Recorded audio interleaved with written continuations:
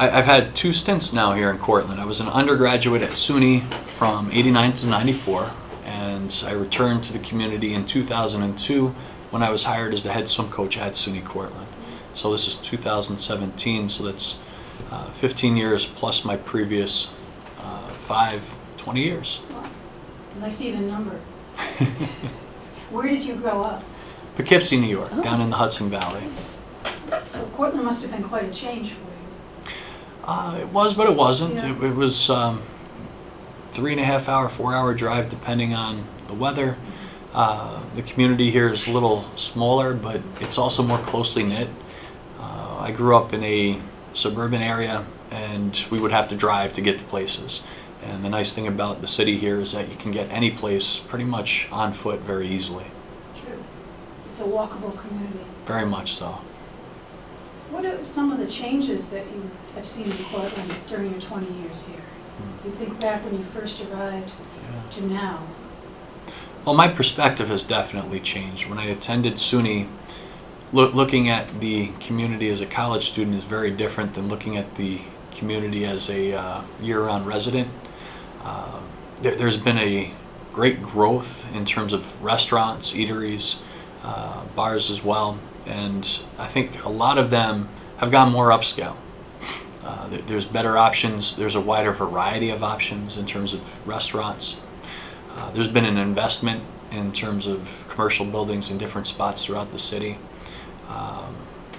As far as city government is concerned, we are making an investment in parks and other things as well to make Cortland a very comfortable and livable community. Do you have any favorite places, not necessarily just in the city, within the whole county, places that if you had people from, say, out of town coming here, you might take them to show off? Absolutely. The depends on the season. True. If you're looking for a good meal, you just head right down Main Street, and you've got a number of selections, a great variety of restaurants. And that's the first place that my wife and I think about, okay, where do we want to go? And typically within that 2-block, 3-block stretch of the Main Street, a lot of options. In the fall, Hollenbeck's is absolutely outstanding down in Virgil. Anytime you're getting into the outskirts, and it doesn't matter if it's blueberry picking, picking pumpkins. I've got family members out of town that they've had a Hollenbeck's pie, and they ask, hey, can you get another one of those when it's time for the holidays? And I like the drive coming back into the city. So when you're coming north on 81 and you're approaching the exit, you look off to the left and you can see the city, the dome for the county courthouse. Approaching from the south, if you're coming from the south, some of the roads there, as you're cresting the hill and you look down across the valley, it's just gorgeous. And I've been a little bit of a swimmer, a biker, and a runner. Roads are very easy to access in terms of being safe for biking. There's some good flat rides, there's some good hill rides, and 5 minutes you can get outside the city limits and not have to worry about stop and go with traffic lights. And might get a little slushy in the winter, but sidewalks are generally well taken care of, and it's easy to run many different routes throughout the city, and to get a short run or a longer run or just a nice walk, be it with the family or with the dog. Yeah. And if I had to pick one spot that I'm particularly proud of in terms of the city, Sauget Park, Wickwire Pool. We've done some wonderful things with the new pool. And if I had to pick a second, Courthouse Park, which will see some renovations, but it's a very picturesque spot. It's got some great views of the monuments and a little bit of green space right in the heart of the city. I would agree.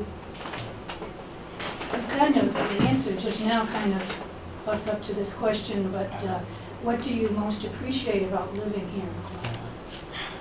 What I most appreciate is the sense of community. And if I go out, as mayor, a lot of people recognize me, and it's not unusual for somebody to come up and they've got a question or comments or complaints. And I like the fact that I can be accessible like that, and I keep my finger on the pulse a lot of times. And if I'm walking the dog or if I'm out in the community, I'll stop and I'll chat with somebody, and I get a good feel for what's going on. And we have that sense of community. You know, people on the streets you know your neighbors. And if you go out to the restaurant, the grocery store, you see people that you know.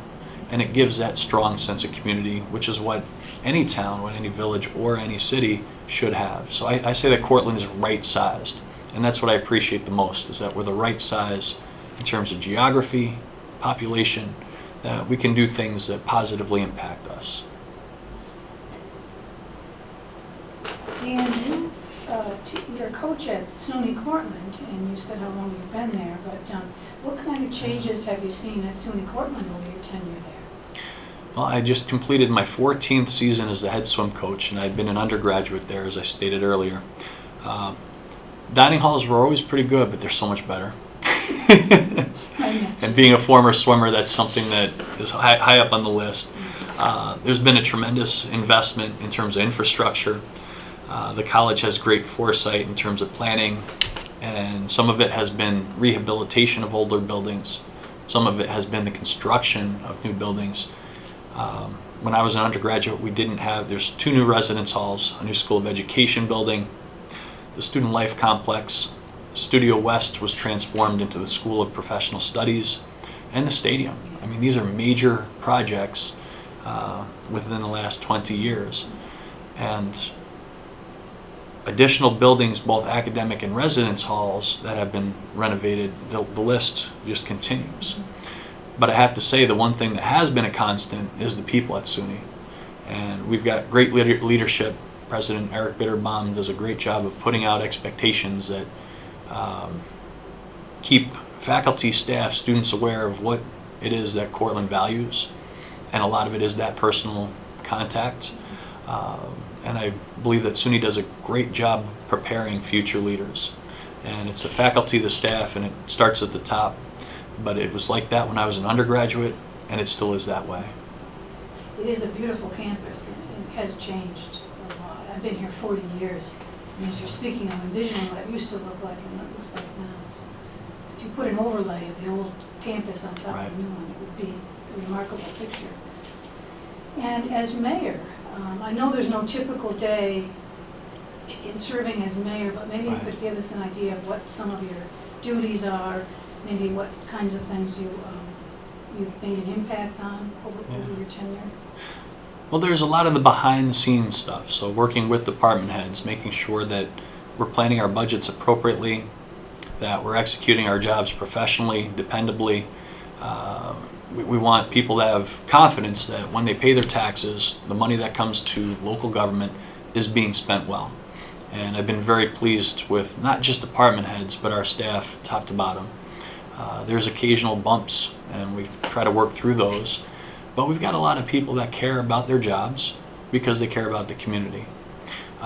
So there's the behind-the-scenes stuff. The public things, we're working on a couple of projects, and they are community projects. So we're talking about zoning and what we're doing in terms of encouraging different types of growth. And those are community discussions. The same way that we're applying for $10 million in the Downtown Revitalization Initiative, we make it a community discussion. What is it that we all want to see out of our community? And I really enjoy those interactions, talking to different people. And I think that's an important part of being an elected official, is being out there, having contact with a multitude of people on a regular basis. And I've been fortunate that I pick up on some conversations, and that leads us to something else. So I was speaking with a individual. He's the CEO for a nonprofit, and they've got jobs that they cannot fill.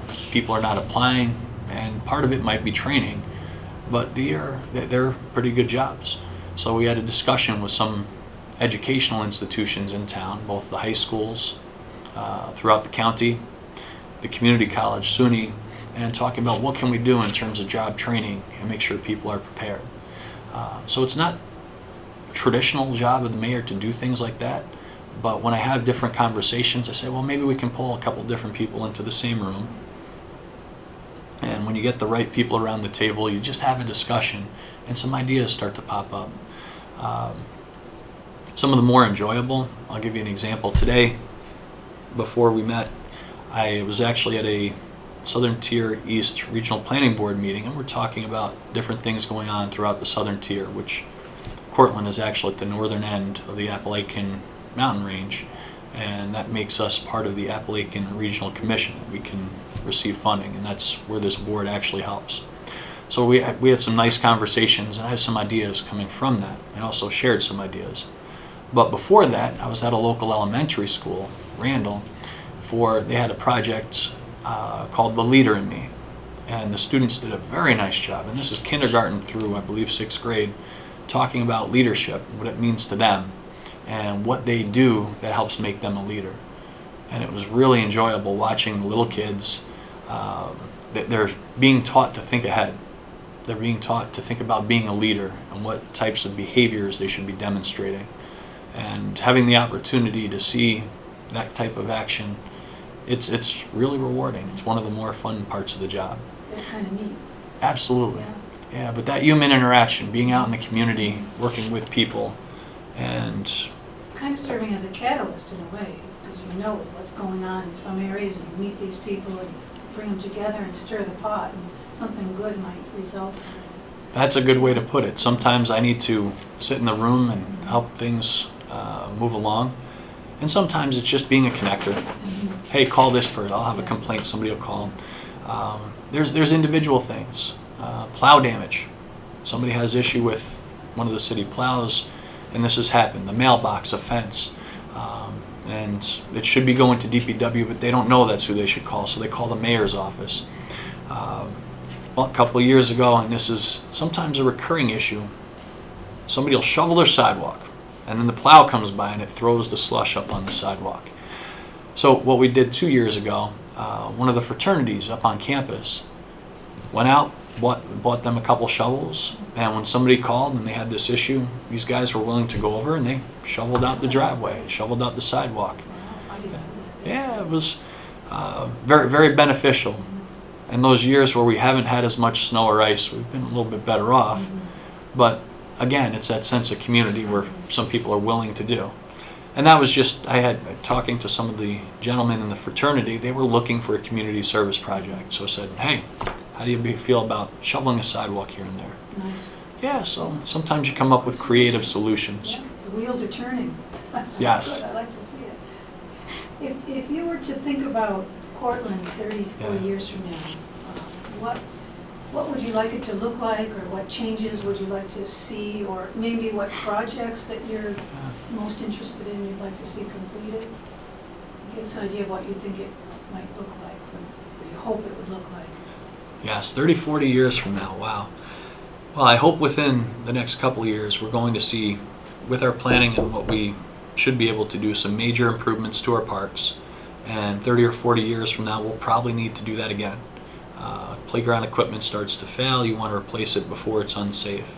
And you want to continue to offer whatever it is that people enjoy when it comes to recreation.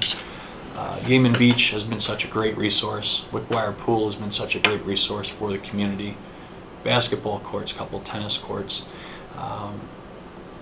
As far as Main Street, the opportunity for people to gather, public gathering spaces, the opportunity to come down for concerts, other events. That's what we currently do, and we'd like to continue that. And part of being able to provide that is our discussion about a stage in Courthouse Park. Because a stage that is permanent, well, then we can schedule something every week. It's not whether or not we're moving in the showmobile or if somebody has to rent their own portable stage. And if we're able to have something consistently, well, then we can probably have more events. The one thing that I would really like to see continued is that warm, welcoming environment that a lot of people here in the community have. And like I said, we're small enough that you get to know your neighbors, and when you pass people in the street, just being able to smile, say hello, great day, or oh, get out of the rain. But having that sense of community is the most important thing I think that we have, and I hope to see 30, 40 years from now. People friendly to one another and helping one another. I agree. Is there anything that you'd like to add? Any thoughts about the city or Cortland in general that we haven't covered? Well, part of my experience, I've been here, as I stated, over a course of 5 years and then 15, so 20 years total. but I do have, I think, a little bit of a different perspective sometimes from people who grew up here, people that remember the factory days and how great it was when there was this factory and that company. Times change, and it presents challenges. With those challenges, sometimes they're more difficult than at other times, but challenges can be overcome, and sometimes it takes getting different people together in the room and bringing groups together. So a big issue the last 2 years has been the opioid crisis, dealing with drugs in our community. And we can't just punish our way out of this. We can't rely just upon law enforcement and the district attorney. So we're having some conversations, and we're trying to work with a number of entities to say, what is it that get people to the point where they're choosing to make this decision, where they're choosing to do something that's not healthy for them and it's not good for the community. And it's driving up the rate of incarceration. There's an issue currently with the jail in terms of the number of occupants and whether or not the jail is big enough. And you talk to the sheriff or other people, a lot of people in the jail are there, and it may not have been drugs, but it's drug related. They were stealing for their habit. I think that there's more in terms of the community that we can do by pulling in each other's points of view to talk about how do we get people so that they value other things and they choose to do other things than engaging in these negative and risky behaviors. And anybody who's lost a loved one or they know somebody who has passed away from this, I think would agree that this is a crisis of every community. But like I said, I think we're right-sized enough that we've got people who care, and we can identify some people maybe who are at risk and potentially do things to help avoid tragedies. So the challenges that face us, what the challenges were for the city of Cortland 20 years ago, 40 years ago, they'll be different 20 years from now, 40 years from now. But if we're working together, no challenge is insurmountable. Yeah, I would agree with that. And as you're speaking, I'm reminded that you're in a very good position to serve in some of these capacities because you have a foot in SUNY Cortland, you have a foot in the city. So there's two different populations that don't necessarily always get together and meet. So being able to think through some of these ideas and these problems, the different groups of people, you're in a good position to do that or to generate that discussion. So thank you for that. Well, that's a very good point, and we've reached out to SUNY on a number of levels, and we are not just asking SUNY for help. So other municipalities, sometimes they say, okay, well, we need financial assistance because you've got non-taxable property and we need you to pay. Well, SUNY has a policy where they don't do that, so what we're trying to do is to engage the other resources and the human services component. You've got students, faculty, staff that have talents, abilities, and expertise that when they're willing to lend their time, when they're willing to volunteer within their community, it makes us all better. So the good leadership at the college helps keep that moving, perpetuating itself. And there's been a couple of opportunities where I've asked specific people to be involved and be engaged because I see the abilities that they have and how it could benefit not just the students on campus, but also the community. And one of the things years ago, the former executive director for the YW talked about how they have over 200 college students in a year who either volunteer, work part-time, and the number of programs that they put on, they would have to greatly reduce what they do if they didn't have that student workforce. So the relationship, you bring up a very good point, the relationship between the city and the college is one that can be very beneficial if we're able to tap into our resources. Thank you. Thank you for speaking to us today, too. Oh, it's a pleasure. Thank you for the opportunity.